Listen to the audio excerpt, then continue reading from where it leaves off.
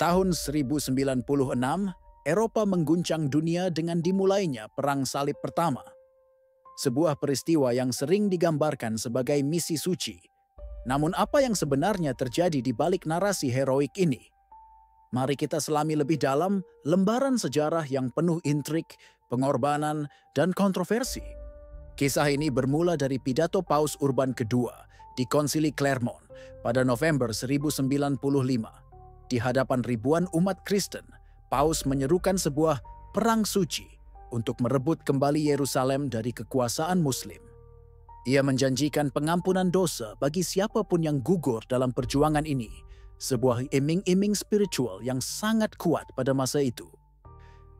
Namun, seruan ini bukan sekadar panggilan religius. Eropa pada abad ke-11 dilanda berbagai masalah internal. Kekacauan politik, persaingan antar bangsawan, dan pertumbuhan populasi yang memicu kelangkaan lahan menjadi pemicu. Perang Salib menawarkan jalan keluar, kesempatan untuk mendapatkan kekayaan, tanah baru, dan status sosial bagi mereka yang berpartisipasi.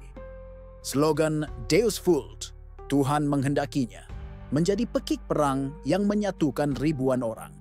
Bagi para bangsawan dan ksatria, ini adalah kesempatan untuk memperluas wilayah kekuasaan dan mencari kemuliaan.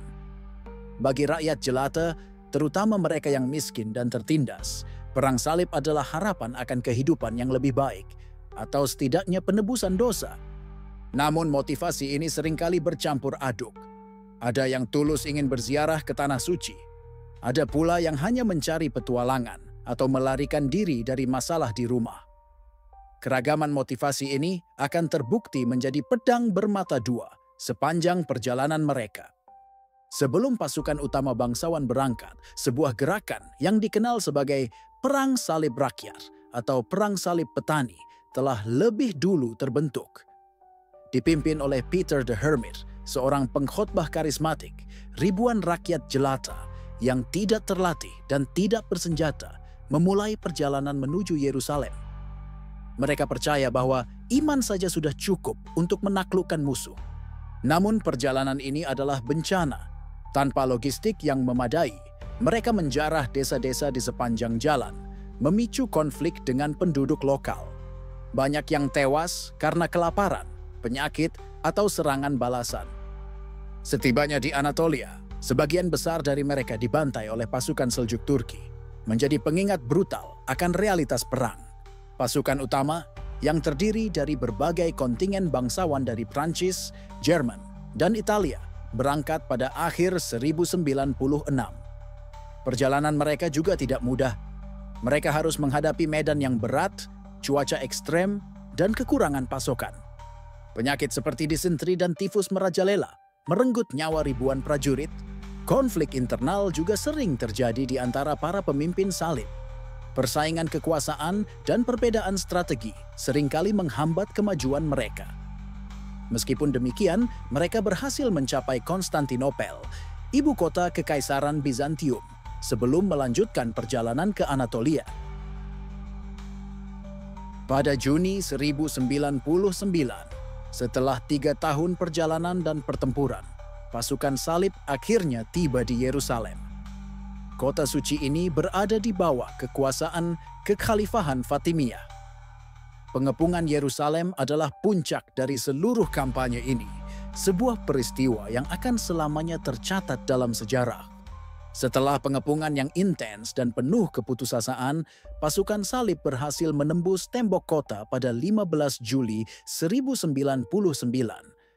Apa yang terjadi selanjutnya adalah salah satu episode paling gelap dalam sejarah Perang Salib. Ribuan penduduk Muslim dan Yahudi di kota itu dibantai tanpa ampun. Jalanan kota berubah menjadi lautan darah, sebuah pemandangan mengerikan yang kontras dengan narasi misi suci. Kemenangan di Yerusalem memang menandai keberhasilan militer Perang Salib Pertama. 4 negara salib didirikan di Levant: Kerajaan Yerusalem, Kepangeranan Antioquia, County Edessa, dan County Tripoli. Namun, kemenangan ini tidak datang tanpa harga yang sangat mahal. Ribuan nyawa melayang, dan hubungan antara dunia Kristen dan Muslim semakin memburuk. Persepsi Perang Salib Pertama sebagai perang suci kini menjadi perdebatan panjang di kalangan sejarawan. Di balik kisah heroik yang sering diceritakan, ada tragedi kemanusiaan yang tak bisa diabaikan. Peristiwa ini menunjukkan bagaimana ambisi politik, ekonomi, dan agama dapat berpadu menciptakan konflik berskala besar dengan konsekuensi yang mengerikan.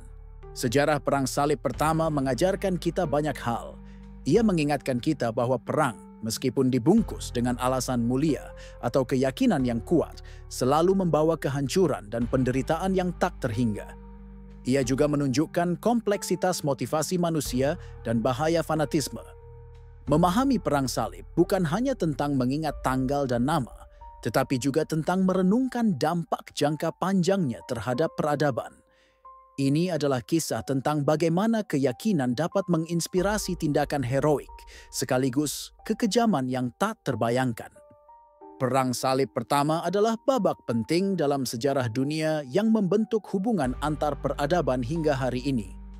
Dengan mempelajari peristiwa ini, kita dapat menarik pelajaran berharga tentang toleransi, pemahaman, dan pentingnya dialog antar budaya.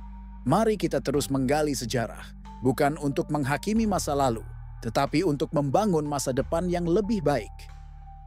Bagikan pengetahuan ini kepada teman dan keluarga Anda, dan diskusikan bagaimana pelajaran dari Perang Salib dapat relevan dalam konteks dunia kita saat ini. Jangan lupa untuk mencari sumber-sumber terpercaya dan terus memperluas wawasan Anda tentang sejarah yang kaya dan kompleks ini.